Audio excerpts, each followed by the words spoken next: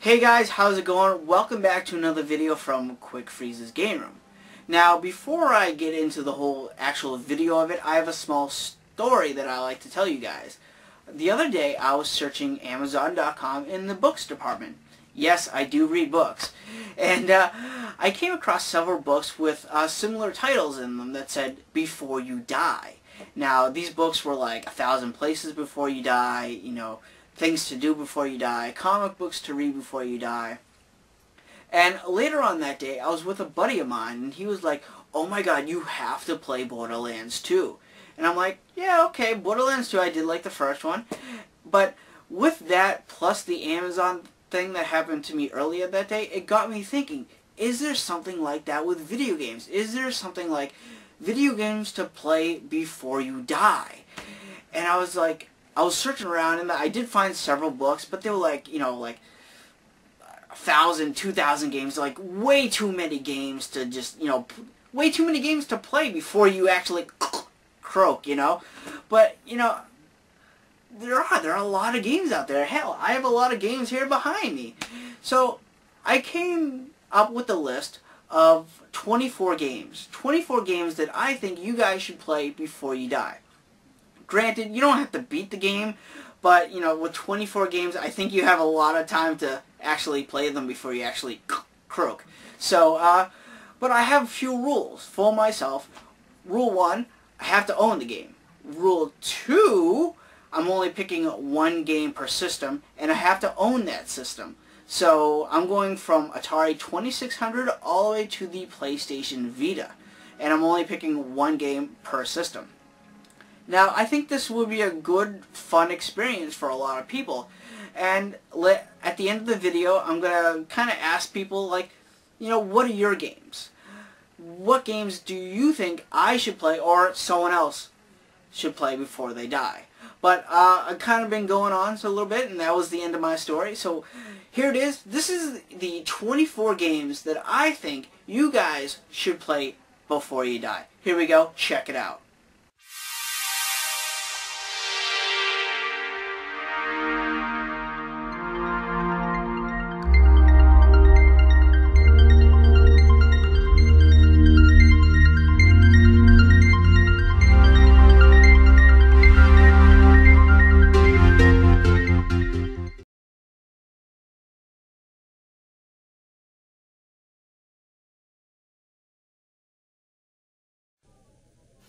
For the Atari 2600, we have Adventure.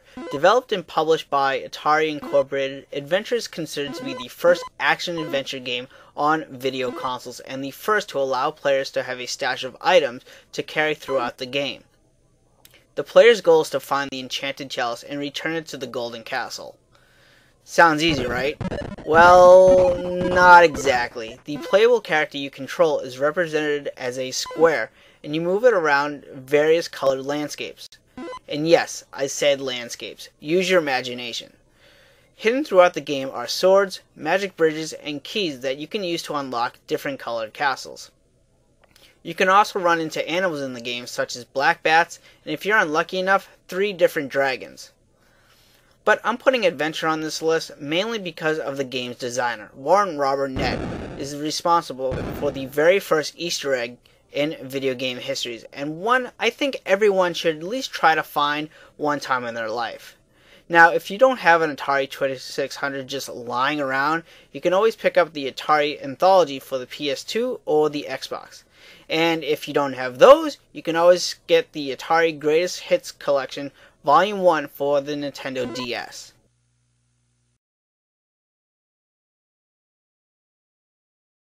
For the Nintendo Game Boy, we have Boomer's Adventure in Asmodee World, which stars Boomer, a cute little pink dinosaur. And no, I don't mean that dinosaur. Boomer has a lot of fight in him because he's the last warrior left in Asmodee World, and he must stop the evil Dark Lord Zoom in his Tower of Mazes. In this puzzle game, you control Boomer as he digs up various items and, more importantly, a key which he'll use to advance to the next stage. To help Boomer out to find the hidden key, he has a compass which will kind of lead him in the general direction of its whereabouts. Boomer can also dig up holes which he can use to trap his enemies, but you better hurry and cover them up or the enemies will escape.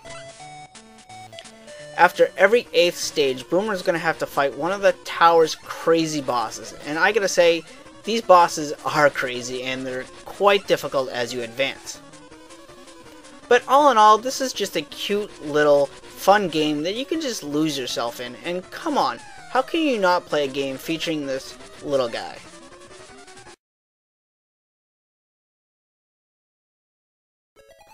For the Nintendo Entertainment System, or the NES as some people like to call it, we have Kickle Cubicle, a puzzle game that was developed by Irem for arcades in 1988, but was later ported to the NES in 1990. You play as Kickle, who, at the beginning of the game, wakes up to find his homeland, Fantasy Kingdom, all turned to ice by the wicked Wizard King, and imprisoning the people in dream bags. You control Kickle through a series of puzzles, which each puzzle is being on a frozen wasteland. Now, the goal of each puzzle is to collect 3 dream bags by freezing your enemies. Once frozen, they turn into huge ice cubes, which you can use to create walkways or kill other enemies. You can even create ice pillars, which you can use to block enemies, or ice cubes that you push yourself, so be careful. This game is just filled with colorful characters, both good and bad, challenging puzzles, crazy bosses, and it's just wicked fun to play. So I'm putting it on this list because it's definitely one to check out.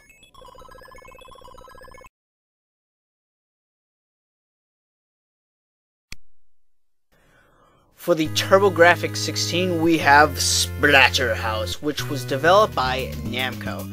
And Splatterhouse is known for its, let's just say, its blood, its gore, and its horrifying creatures. Now, in today's standards, the gore is nothing. But back when this game was released, it was one of the first games to receive a parental advisory warning on its box before the ESRB rating system was created. Now you play as Rick in this side-scrolling beat-em-up in the search for your girlfriend Jennifer. To help in your search throughout the Splatterhouse mansion, Rick is empowered by the demonic Terror Mask as he punches, kicks, and spreads the endless amount of blood from your enemies with various weapons, such as the 2x4, the shotgun, and different meat cleavers. This is just an amazing game, and it's filled with references from many different horror movies, like Evil Dead, Poltergeist, and more noticeably, Jason Voorhees from the Friday the 13th movies. This game is currently on the Wii Virtual Console if you don't have a TurboGrafx-16, but I recommend getting the newest Splatterhouse game for the PS3 and the Xbox 360 because it contains both Splatterhouse 2 and 3, making it a fantastic gory collection for Splatterhouse fans.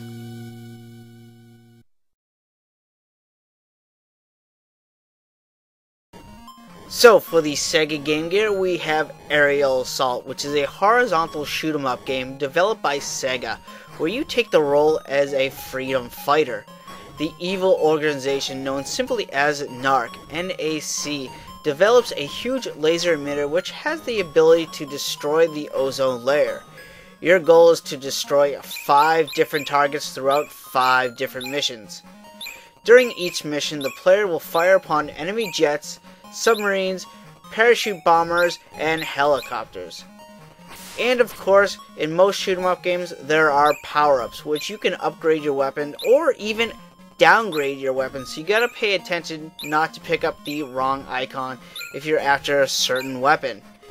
Now, it's not the best shoot-'em-up game out there, but it's one of the best ones for the Sega Game Gear, and it's one of my personal favorites, and that is why I am putting it on this list for games to check out.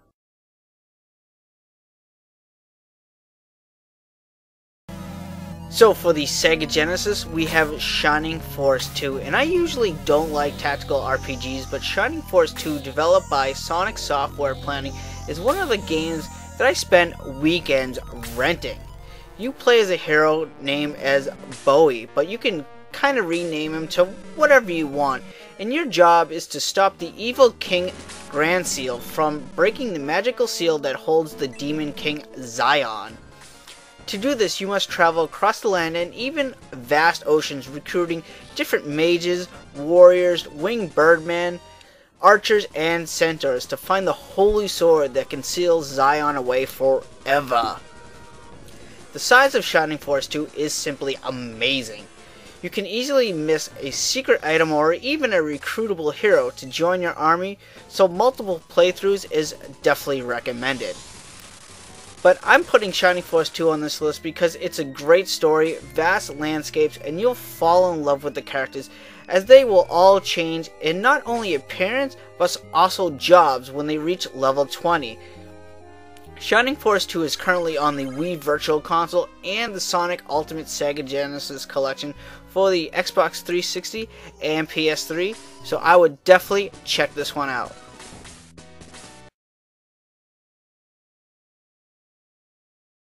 For the Super Nintendo, we have Top Gear 3000, which was developed by Gremlin Graphics, and it's a racing game set in the distant future. The year is 2962, and the Bureau of Reasonable Entertainment has created the Top Gear 3000 Challenge, a series of races spanning across 47 different tracks on 12 different star systems. The player or players start off with individual cars that he or she can fully customize. And I mean fully customize. From the color of the car, the engine, armor plating, tires, and weapons that can be upgraded with credits won from the various races.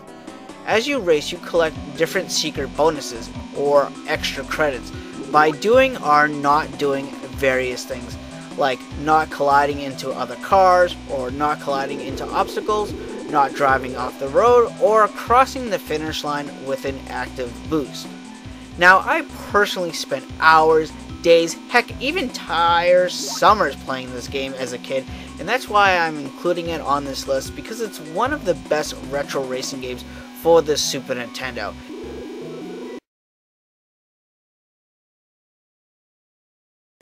On the Sega Saturn, we have Clockwork Knight, a game that was developed by Sega where you play as a toy soldier named Sir Pepper. Now, Pepper has fallen in love with the clockwork fairy princess known as Chelsea. One night, as Chelsea has been stolen by an unknown force, and some of the toys have been hypnotized to try to stop you. Now, I know what you're thinking. This kind of sounds like Toy Story 2, where Woody was stolen by Al from Al's Toy Barn, and the evil toys trying to stop you from rescuing someone, much like Toy Story 3. Well, let me tell you, Clockwork Knight was released way before Toy Story 2 or 3 by a few years. Anyway, Clockwork Knight is a side-scrolling 2D platformer game, but with high-res 3D models and levels. Using your wind-up key as a sword, you can attack different enemies and open up passages to reach the end of each stage before the time runs out. The game has 13 levels, each containing 2 stages and a boss. At every third stage, Pepper must face a fully polygon boss in a one-on-one battle. This is just a fun, cute little game, but I'm putting Clockwork Knight on this list because it has clever level design. You'll be battling through slippery kitchens, dusty attics, and a crazy toy-filled child's bedroom. There was also a sequel to this game, Clockwork Knight 2, which was also released on the Sega Saturn. And hopefully a Clockwork Knight 3 is in the works, but this is probably wishful thinking on my part.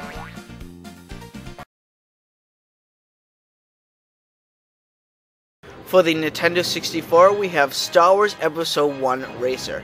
Now, everyone remembers the pod racing scene in Star Wars Episode 1 The Phantom Menace, right? Of course you do. It was one of the best scenes in that movie, and what better to expand upon that is to make a game based on that one particular scene. LucasArts developed Star Wars Episode 1 Racer for the Nintendo 64, where you can race as one of 23 different aliens like Bud Bolt, Toy Dampener, Sebulba, Anakin Skywalker, and Gasgano, who is my personal favorite alien. You race around 22 different tracks across various alien planets in a tournament mode, free race mode, or even a time attack mode. And depending on how well you do in these races, you can actually use credits to upgrade your pod racer by switching out different parts like traction, the turning, the acceleration, speed, brakes, cooling, and repair rate on your pod racer at Watto's Junk Shop. But I'm putting it on this list simply because when you're racing down the tracks, making those sharp turns, soaring through the air when you're going off the jumps, you just get the feeling that you're actually piloting a pod racer. You're going so fast. And for a Star Wars game to do that, there's no question, it's a must play.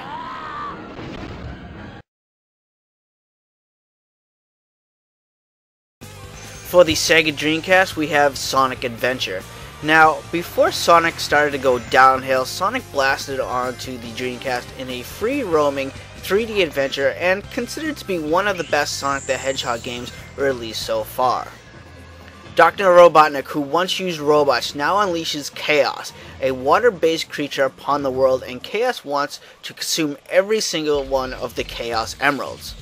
The more he eats, the bigger Chaos gets, and it's up to Sonic and his friends, Tails, Knuckles, Big the Cat, Amy the Hedgehog, and E-102 Gamma to stop him. This game brought a lot to the Sonic franchise. Great level design, the ability to play as multiple characters besides Sonic, nearly one of the best Sonic soundtracks, and more importantly, excellent story. Oh, and Sonic actually talks, which I thought was wicked cool. Oh yeah! This is happening! Sonic Adventure on the Dreamcast isn't really a hard game to track down. You can pretty much find it anywhere. But if you don't have a Dreamcast, you can always get it on the GameCube as Sonic Adventure DX.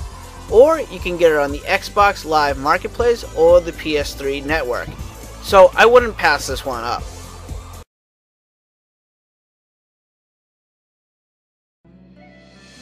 For the Sony PlayStation, we have Chrono Cross, a turn-based RPG that was developed by Square, where you play as a young boy named Serge as you travel between different parallel worlds through time.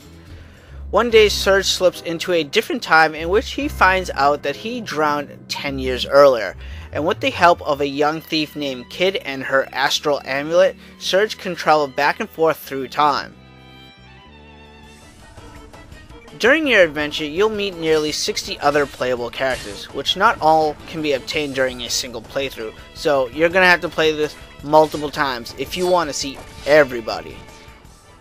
Serge and his friends must find the Time Egg to enter the darkness beyond time and defeat the Time Devourer to restore dimensions into one. This is just a fantastic game, and seeing how the characters react to each other and even themselves from different times is hilarious. But the reason I'm putting it on this list is because the soundtrack alone. This is one of the best soundtracks I've ever listened to, and when I was a kid, I actually held up a tape recorder to the TV just to record the music. Fantastic soundtrack. It's a must listen even if you don't even play the game.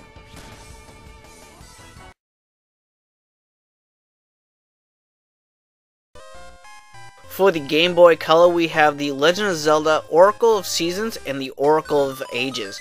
Now, I'm stacking both these games together because I consider them one great adventure, which should be played together, and both being released on the same day by Nintendo.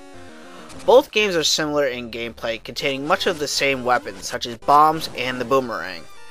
Though they also differ in many ways. The Oracle of Ages focuses more on puzzle solving and is centered around time, where the Oracle of Seasons is more focused on action and the changing of the seasons is the main theme. Upon beating both games, you are given a password which unlocks the third and final adventure. Many Zelda games have had the whole parallel worlds time travel aspect to extend the gameplay, but none have done it over two different games, which kind of makes this one stand out above the rest. Maybe someday Nintendo will release both games onto one cartridge for the DS, or maybe even the 3DS with an updated palette. I think that would be an excellent addition to the Zelda franchise.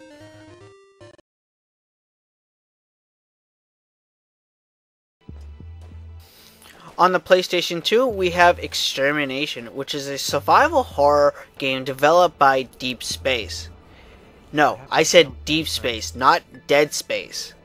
You play as Dennis Riley, part of a U.S. Marine Special Force recon group who is responding to a distress call into the Antarctic. But upon getting there, you'll discover that the facility has been overrun by a weird infection and horrifying monsters. Now, if this sounds a lot like Resident Evil, that's because it's very similar, but unlike Resident Evil, Extermination features an infection system. Monsters can cause damage to your health, but also raise your infection rate, and when it reaches 100%, Dennis's maximum health will reduce down to 60, and slowly decrease over time. When your health reaches 0, Dennis will mutate into one of the horrifying creatures and then eventually die. Even though this is a Resident Evil ripoff, it is still a great game with features that Resident Evil games just doesn't have. So I would definitely give this a try, especially if you're into the survival horror games.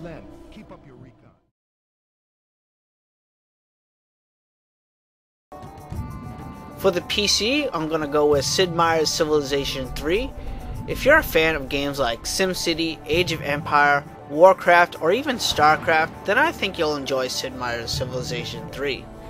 You play as a ruler of your own civilization starting in the year 4000 BC all the way to beyond modern day.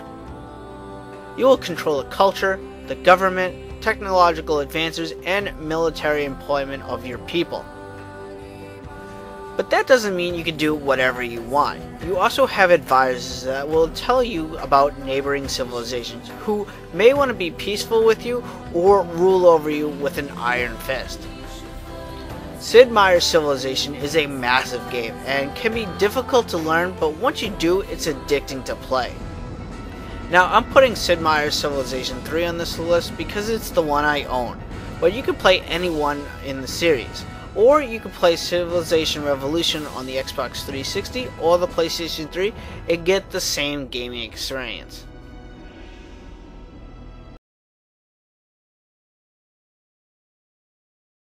So, who are you gonna call? No, not these guys. No, not him either. He actually gets captured in this game. Silly Mario. So the question is who? That's right, this guy, Mario's younger but taller scaredy cat of a brother, Luigi, in Luigi's Mansion for the Nintendo GameCube.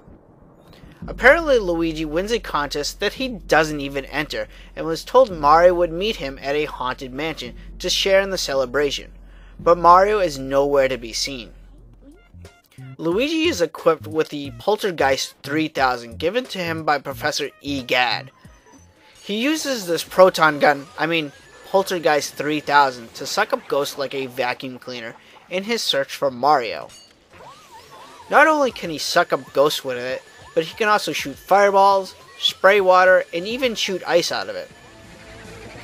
All these you're going to need to take on the different ghost bosses within the game. This is just a fantastic, cute little game by Nintendo. Giving Luigi a vacuum cleaner as a weapon is just pure fun. It's kind of like web swinging in the Spider-Man games. I can just do this for hours and it would still be fun afterward. Let's hope Luigi's Mansion 2 for the 3DS brings the same ghost-busting fun.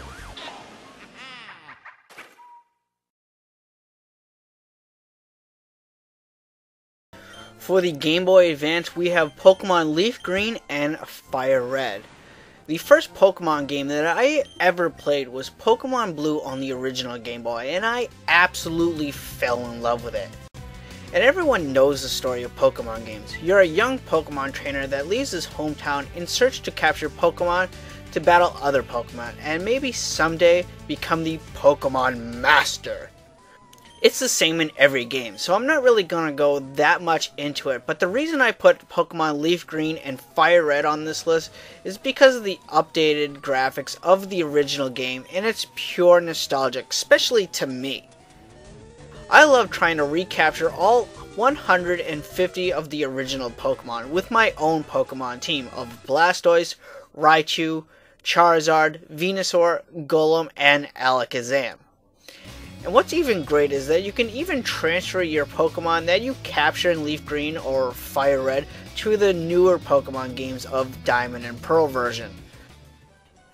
But really, nothing beats the original Pokemon games in my opinion, and Leaf Green and Fire Red is an excellent updated version of Pokemon Red, Blue, and Yellow. So it's a must play, especially for those who just grew up with the series.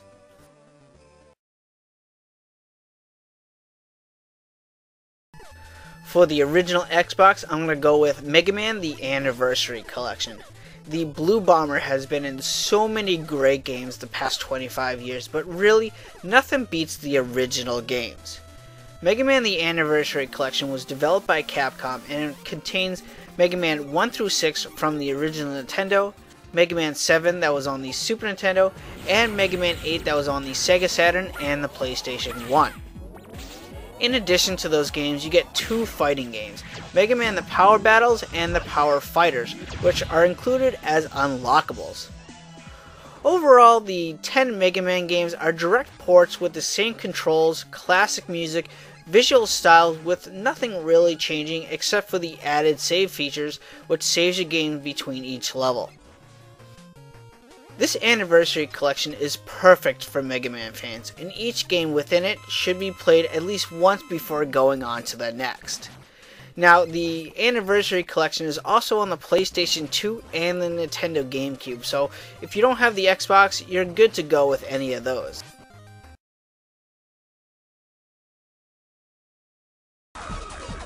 For the Sony PSP, I'm going to go with Gitaroo Man Lives. Gitaroo Man Lives is a music rhythm game where you play as a love-struck boy named U1.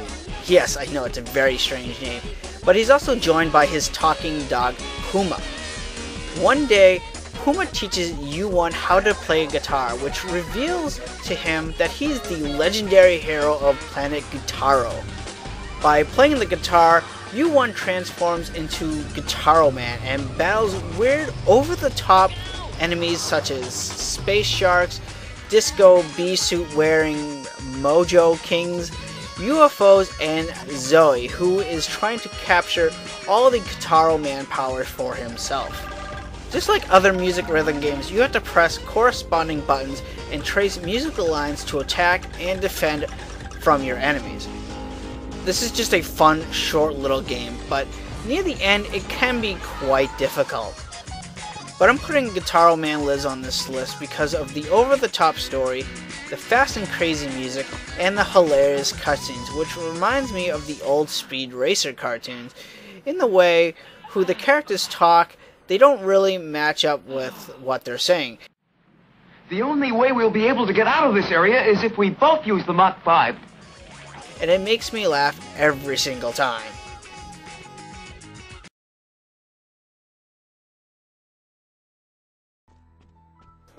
For the Xbox 360, I'm going to go with Lost Odyssey. Now, I'm a huge fan of turn-based RPGs, and Lost Odyssey is one of the best that I believe a lot of people just don't know about. You play as Kaim, a man who has lived for 1,000 years with no memory of his past. As you play, you will join up with other immortals and other non-immortals to try to stop the power-hungry Gungora, who is trying to become invincible and ruling the world at the same time. This game brings over a lot of elements from other RPGs, especially Final Fantasy. But one addition is the aim ring system, where during battle a ring will appear and you have to time your button presses just right to do more damage. This is just a beautiful looking game, from the landscapes down to the characters themselves, and from the creator of Final Fantasy, I expect nothing less but a pure masterpiece. But with all the praise I'm giving it, it's not the reason I'm putting it on its list. The reason I am putting it on its list is for one cutscene and one cutscene alone that just made me tear up. It is so sad and touching, I just couldn't help but shed a tear. Now, I'm not going to show you the cutscene because I think you should experience it for yourself. But a game to actually do that, actually make me cry or tear up, just tells you that this game is just something special.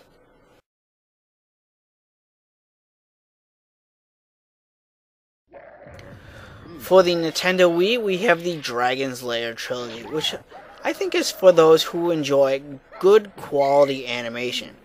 If you enjoy movies like The Sword in the Stone, The Black Cauldron, or The Secret of Mint, then you'll enjoy this collection of games. The trilogy contains Dragon's Lair, where you play as a character named Dirk the Daring, a knight who is trying to rescue Princess Daphne from the evil dragon Singe. Dragon's Lair 2 Time Warp, where Dirk must travel through time to 8 stages to save his wife Daphne from the evil wizard Mordok.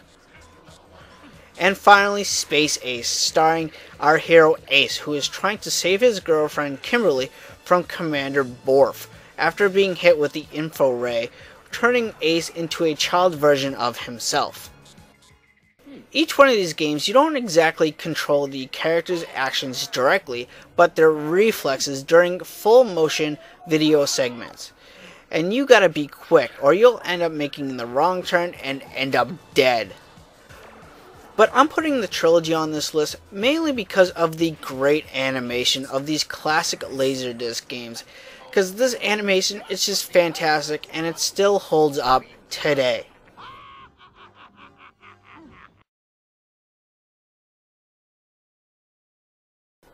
So who remembers the Pokemon trading card game for the Game Boy Color? That game was awesome.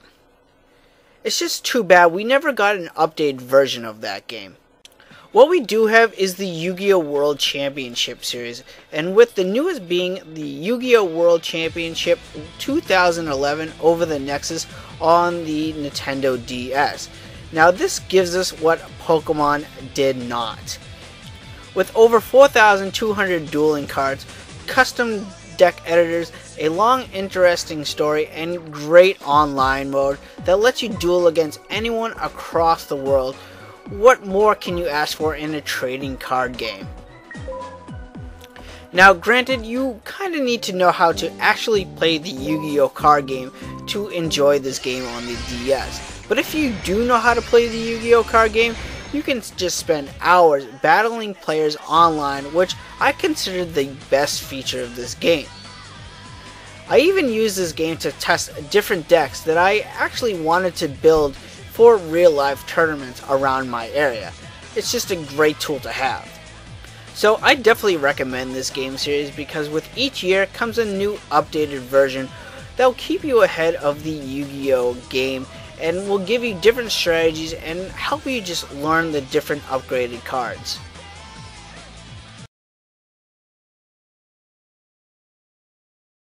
For the Nintendo 3DS, I'm going to go with Pac-Man and Galaga Dimensions, which is a collection of games from the Galaga and Pac-Man franchises from Namco. It includes 6 games: the original Pac-Man arcade game, the original Galaga arcade game, and it also includes Pac-Man Championship Edition and Galaga Legions, which are faster paced, updated games from the originals. Now, it also includes 2 new games developed just for the 3DS, Pac-Man Tilt and Galaga 3D Impact. With in-game achievements and high-score leaderboards for all the different games, you can pass this between friends and see who is actually the better Pac-Man or Galaga player. What I like most about this collection is that it's for Pac-Man fans, it's for Galaga fans, and it's just a great collection to play in small bursts where you can actually try to improve your game, improve your score on the go.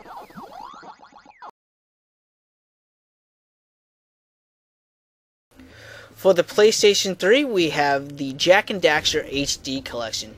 Yes, I know what you're thinking, another collection, but I'm putting it on this list because I consider Jak 1 through 3 as one epic story. The Jak and Daxter collection was developed by Naughty Dog and is a collection of 3 great platforming games: Jak and Daxter, the Precursor Legacy, Jak 2, and Jak 3, where you actually play as Jak and his wisecracking sidekick Daxter. Each game pretty much remains the same in gameplay, but with added trophy support and HD resolution. The first Jak and Daxter game sets up our heroes in a nice colorful world with great platforming levels. Jak 2 sends our heroes into the dark future that is being run by metalhead monsters and actually the hardest platformer game that I've ever beaten.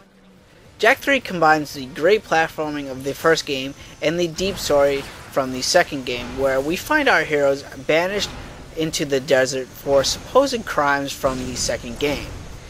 These 3 games are just a fun experience overall, with a great story, funny characters, and just hilarious dialogue. So if I have to recommend a great series of platforming games, it's definitely the Jak and Daxter series.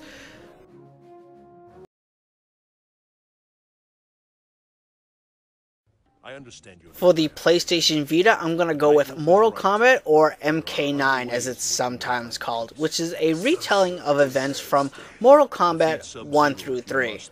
Raiden, the God of Thunder, attempts to change the present by altering the Mortal Kombat tournament of the past. You'll meet classic characters like Sub-Zero, Scorpion, Liu Kang, Kano, Shang Tsung, Quan Chi, and being that this is the PlayStation Vita version, extra characters are included like Rain, Scarlet, Tenchi, and even Freddy Krueger from the Nightmare on Elm Street series, and Kratos from the God of War games. The controls are done extremely well, and the touchscreen makes the fatalities a lot easier to pull off, but you can still use the traditional buttons if you really want to. And just like its console counterparts, the PlayStation Vita version has bonus challenge towers, alternate costumes, and online play. So I'm putting Mortal Kombat on this list because it brings exactly what you'll find on the consoles to an excellent small handheld. To the lair with you. Okay guys, so that is it. That is my list of games that I think you guys should play before you actually kick the bucket. So I want to hear from you guys. I want to hear what your list is of games to play before you die. It doesn't have to be 24, it could be 30, it could be 10, it could be even 1, whatever. Leave a comment below, because I would love to hear from you guys your list of games to play before you die. And if you guys really want, and I actually do encourage you guys to do this, make a video response, because I would actually love to see what people's responses are. Because they're always different. Like I said at the beginning of the video, my friend said, oh my god, you gotta play Borderlands 2. It's freaking fantastic. Granted, I'm not a huge fan of Borderlands. I do appreciate the first game. I actually did quite enjoy it, but I'm not a huge fan of the series. But he said, you gotta check it out. So I might actually do that. So again, what are your games that you suggest I should play before I die? Or even, your friends, or whoever's watching this video. What is your games that we should play before we die? I would really love to hear from you guys, but I'm rambling on, so I just want to end the video by saying I'm Quick Freeze from Quick Freeze's Game Room, and I'm here to bring you gamers together, one game at a time. Later, guys.